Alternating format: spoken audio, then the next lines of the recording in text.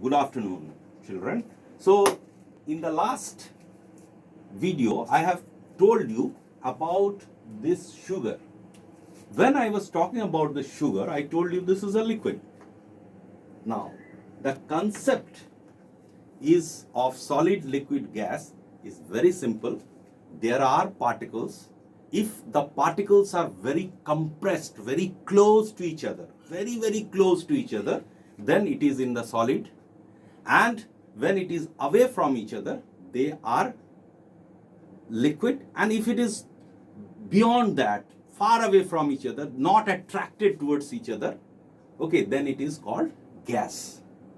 Okay, so here what is happening, the gas, this sugar, this is made up of small particles which are not very close to each other, they are separate.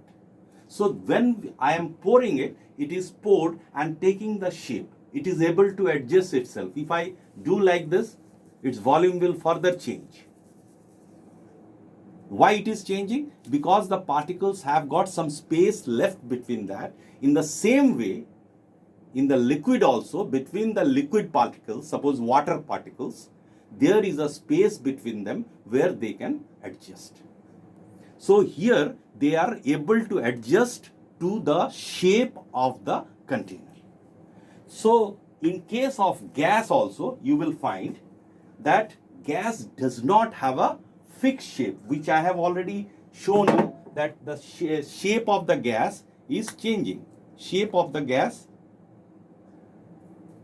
it will take, you will find its volume is changing and shape is also changing. If I put it here, it will take the shape of that container. Now another issue here, I am not taking ice, I am taking here to explain certain things. First of all, this wax is a solid.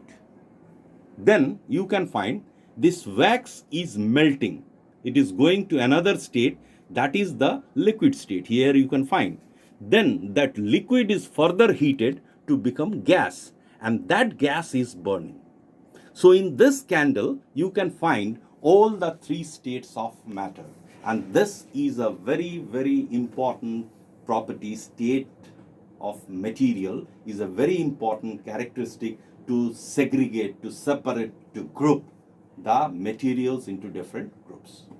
Okay, now I will go for another experiment. That is, I will talk about the solubility of the substance.